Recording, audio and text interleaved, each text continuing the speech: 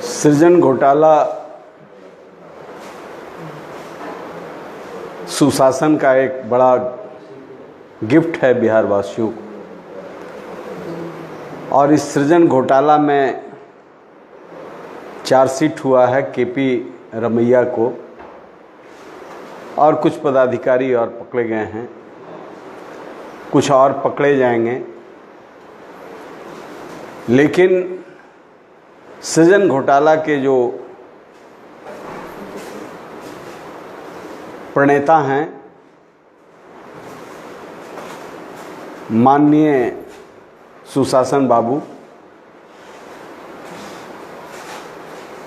और माननीय वित्त मंत्री डिप्टी सीएम सुशील मोदी जी, ये लोग हरिश्चंद्र हैं। इन लोगों द्वारा जितना भी पाप किया जाए, कोई पाप का छींटा इनको नहीं लग सकता। क्या ब्रांडिंग किया है सुशासन का, एक्सेलेंट। बधाई हो नीतीश कुमार जी। केपी रमैया को आपने बलि का बकरा बना दिया और आप नीति उपदेशक बने हुए हैं।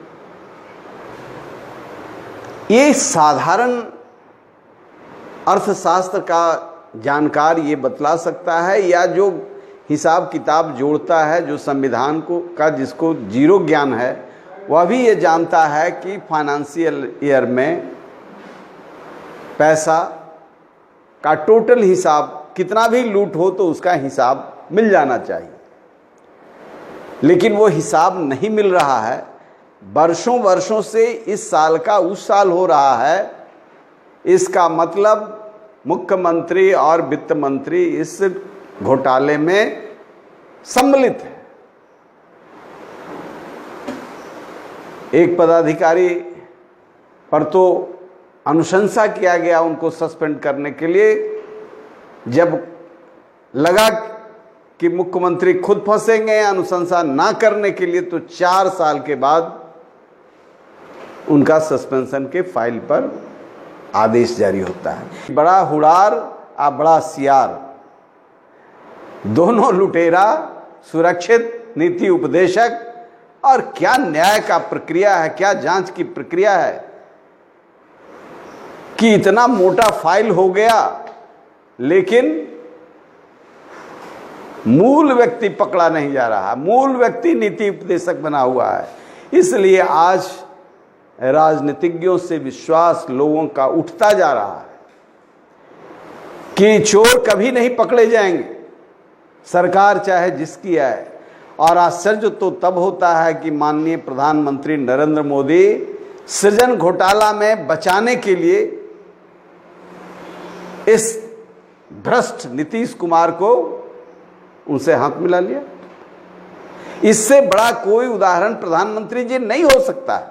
इस पाप के भागीदार आप क्यों हो रहे हैं?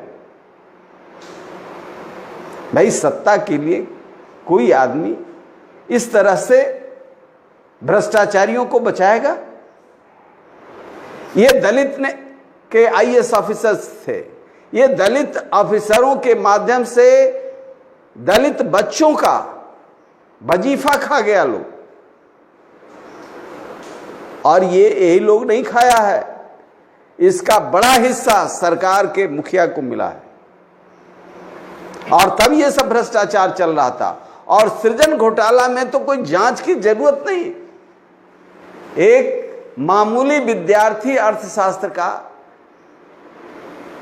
समाजशास्त्र का, समाज विज्ञान का, संविधान का एक मामूली विद्यार्थी भी कह सकता है कि वर्षों वर्षों तक हेरा फेरी, वैसे वैसे बैंक में पैसा जमा किया गया रसूखदार लोगों के कहने पर, जिसके घर में नीतीश कुमार आराम फरमाते थे, जिससे उनके बड़े प्रेम के रिश्ते थे। इन लोगों ने सैया भय कोतवाल अब डर काहे को, बेखौफ इस बैंक का पैसा उस बैंक में, उस बैंक का पैसा उस बैंक में, इस साल के बजाय उस बैंक साल में, ये इतना बड़ा घोटाला और चार्जशीट हो रहा है केपी रमैया पर। अरे चार्जशीट तो होना चाहिए माननीय सुशासन बाबू पर, माननीय फाइनेंस मिनिस्टर पर, इन लोगों को जेल होना चाहिए। लेकिन माननीय प्रधानमंत्री जी इसको देखिए, ये जनता के गाढ़ी कमाई के टैक्स का पैसा है, इसमें भी पूरा राष्ट्रवाद है, सिर्फ बॉर्डर पर राष्ट्रवाद नहीं है। हमारा निवेदन है कि राष्ट्रपति शासन लागू करके यहाँ इन आर्थिक अपराधियों को जेल में बंद करना चाहिए और लोगों का विश्वास जीतना चाहिए राजनीतिज्ञों के प्रति कि राजनीति शब्द का मतलब ही भ्रष्टाचार हो गया है। हम समझते थे कि आप इस शब्द के मतलब को फिर बदलेंगे और हमारे पुरखे जिस तरीके से ईमानदारी से राजनीति करते थे उस राजनीति पर आप खरा उतरेंगे।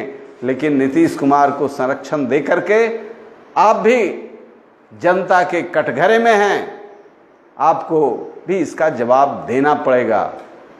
इसलिए ये जो कर रहे हैं ये इसी लहजे में कर रहे हैं जिस तरीके से इनके नीचे के पदाधिकारी कर रहे थे, वैसे ही आपके अंदर के पदाधिकारी हैं, ये लूट में बड़े मग्न हैं। और जब पोल खुल गया वर्षों वर्षों के लूट का, तो ऐसे कुछ लोगों को बलि का बकरा बना रहे हैं। इसमें मुख्यमंत्री और वित्त मंत्री को, डिप्टी सीएम को जेल में जाना चाहिए और कटघरे में ये सीधा लूट है, सीधा लूट है।